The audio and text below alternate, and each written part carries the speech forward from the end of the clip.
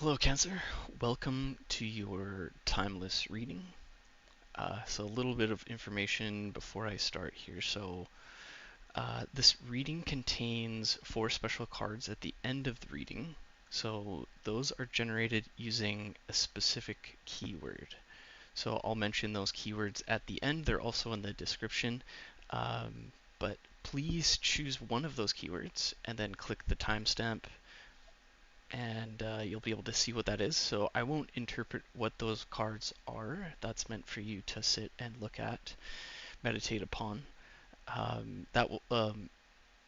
In addition, there's also a secret card. So if none of those cards really fit, then that last one might. So take a look at that one. That one's the last card, the secret card. And then after that, for those that are familiar with the I Ching or the I Ching, I'll show a related lower trigram and then explain which lines are changing. So that will allow you to basically cast the remaining upper trigram for further guidance if you like. So that's also at the end should be a timestamp there too. All right, now during the pre-shuffle, I got the word gravity. So I felt a distinct pull towards a greater force, and it was definitely a brighter force. So you might be pulled to a situation. It's kind of out of your control. So it's gravity is definitely a physical law, so it might relate to something more physical in that sense. So you might be pushed to do something and take action in a certain direction. So or that could have happened. That could be what the topic of the reading is about. So I do a 9 card spread, which is why I can at the very end reveal a trigram. Um, so let's see here.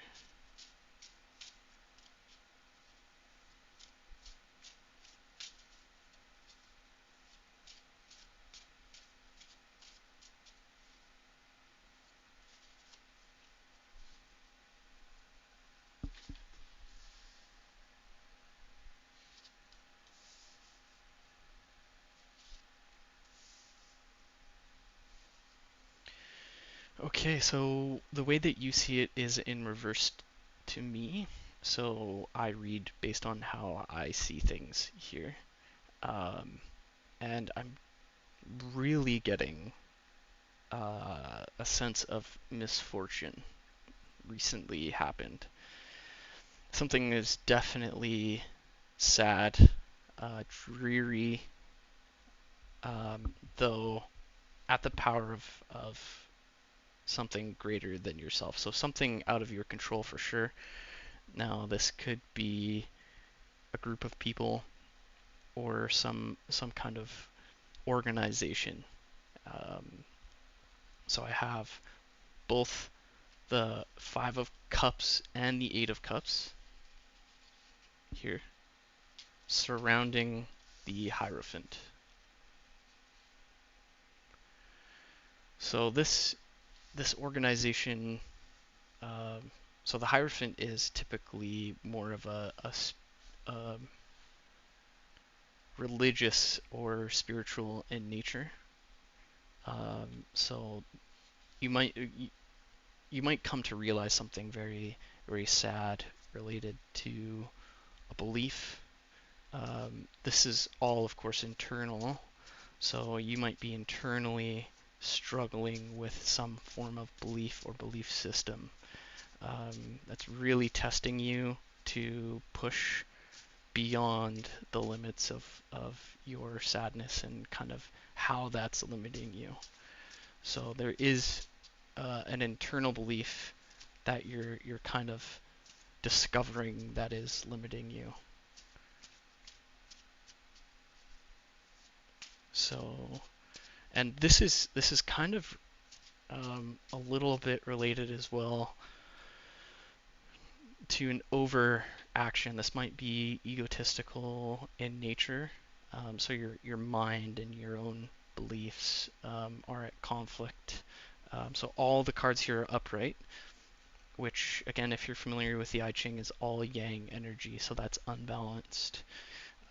So something here needs to turn inward and reflect on that, because this is more instinctive. This is an instinctive um, action. So this could be just a natural result based on your personality or your own beliefs. You know, how you were raised. It might not be specifically a belief that you came to realize. So that's that's definitely forcing you to kind of look inward at your own belief system and what you believe.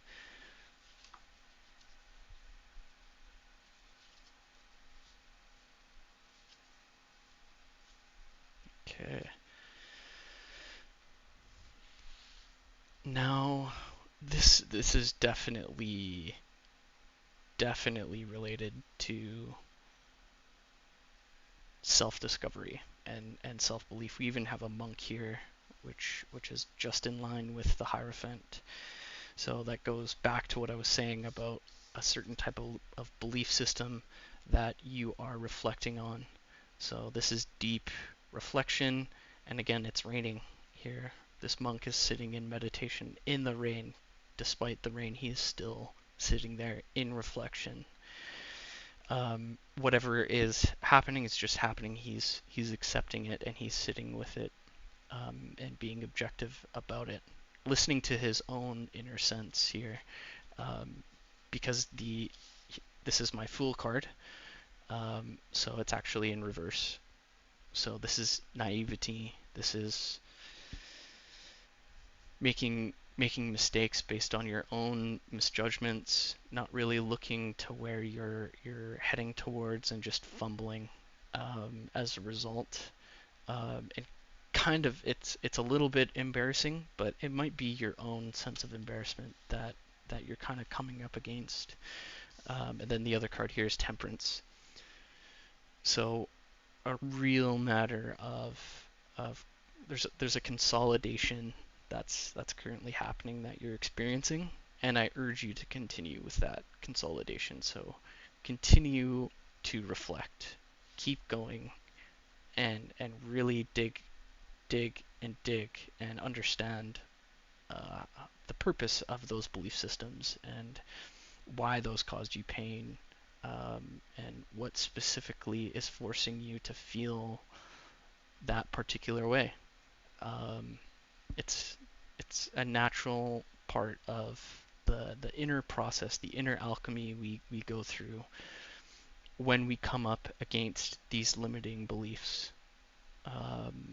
It just happens based on our experience. Some go through very specific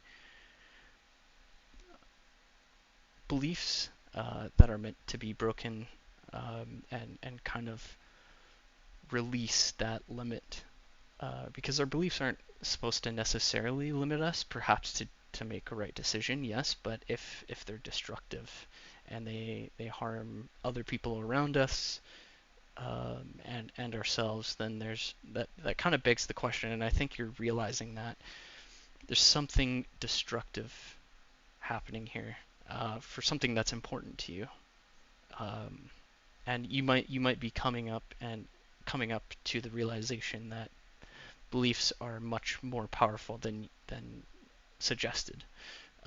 You might have had kind of perhaps a religious experience. It could have been that really forced you to rethink your own belief system. And again, I won't know exactly what that is, of course, but no one else really has to know. That's your own personal experience. It's meant for you to learn from and gain from.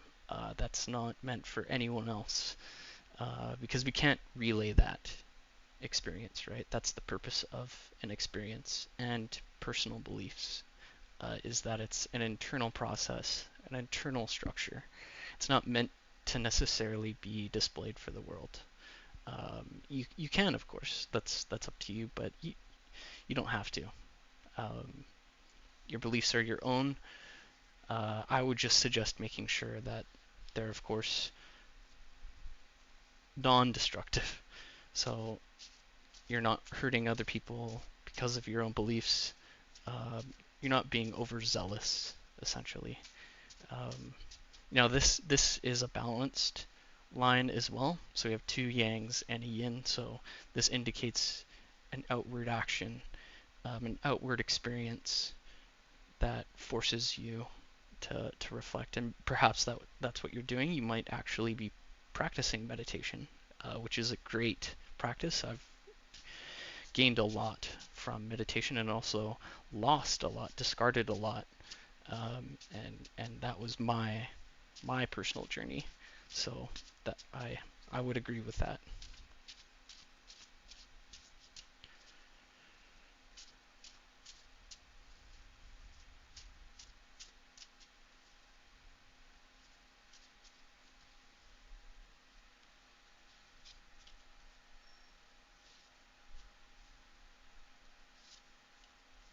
Okay. So we have all yin here, so this is an internal conflict. Um, so you have the moon here, you have the three of cups reversed, and judgment in reverse, which is in my deck the very last major arcana. The first is the world. I call it the cosmic entity personally. Uh, though this shows. So I think you understand with the moon in reverse here, you've come to realize that it's your own internal perspective in some way, and I think this is about other people. So you might be understanding how you've kind of given away that responsibility. That's kind of the sense I'm getting, that responsibility, even due to your upbringing. I think that's mostly normal, where when we're raised, um, we believe what our parents or guardians are telling us, which is normal. That happens, and then we finally experience something that puts those beliefs to the test, and that's our responsibility to overcome them. It might be in an indirect experience because of perhaps instilled beliefs, but coming to terms with that is the first step, and then the second step is taking responsibility and deciding for yourself what's next. Um, because this is forcing you outside. This is really pushing you to understand relationships around you and with yourself, and how you come across personally. Uh, there might be fears associated with how you're perceived with your own beliefs, even, um, and that can be scary. But I think it's only an internal process. So those who truly care and want to know and love you for who you are will accept that. Everyone else, it's just fine. I mean, depending on how much weight you place on that, then things can happen, but we can still accept one another for our differences in belief, whatever those might be, and that could be it. You could be coming across a conflict with other people and perhaps even the world for this the sadness. The sadness could be related to, perhaps you thought and believed for so long that you were right in some way, um, and then all of a sudden you're changing. That's changing, and um, you need to allow yourself to make and undergo that process, whatever that is, and give yourself time. It doesn't have to happen immediately, but it is important. It is important to develop your own belief system, whatever that is, because through it you'll express yourself better. You'll make better judgments, and overall just come to know yourself better. Um, the more we understand ourselves and why we do the things that we do, we can forgive ourselves, we can accept ourselves, and we can be present in each moment in a conscious way, not in a reactive way, which is what I think you're discovering, because we have the monk here, and that's what he's practicing is that moment, the momentary awareness of how he's feeling and bringing that with him. So as he goes through his day, he'll be much more self-aware. He'll have the capacity to be more self-aware. So when he catches himself passing judgment on other people or himself, he can see that, he can sense that, and I think that's a process you'll kind of overcome and learn to move through, um, because it takes practice. It's not just a conscious mind, okay, let's switch this. No, because they're behaviors that underpin those beliefs, especially if they're deep rooted. So understanding what those beliefs are, teasing them out, and then acknowledging them, and the source of those beliefs will bring you further and give you more breathing room and space to be yourself, and accept yourself. And that's a process. You can journal, also see a counselor, talk about your experiences. I definitely recommend therapy or counseling if you feel that's a good decision. Then go with it, because you'll glean a lot from reflection, and that's what I aim to encourage is reflection. So that's the end of this particular part of the reading. So now I'll go through the words and generated cards. So there will be 4 in total. So those words are inspector, memory, and agency. Okay, so I'll display them now. Inspector,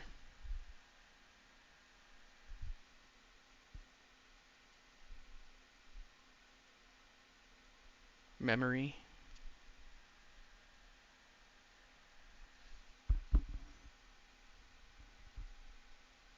agency,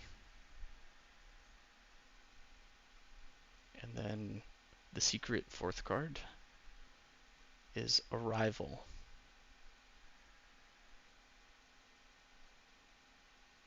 All right, so those are the 4 cards.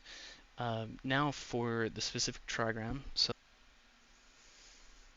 Okay, so the lower trigram for the reading is that of lake.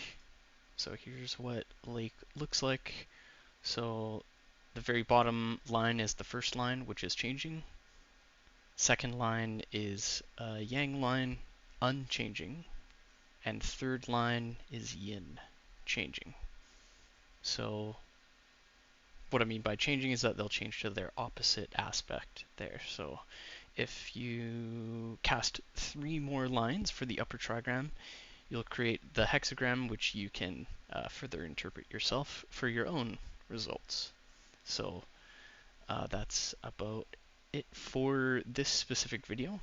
So I do have a Ko-Fi channel available for memberships where you can subscribe and get the generated images. So if that's something you're interested in, then check that out in the description. Otherwise, thanks for watching.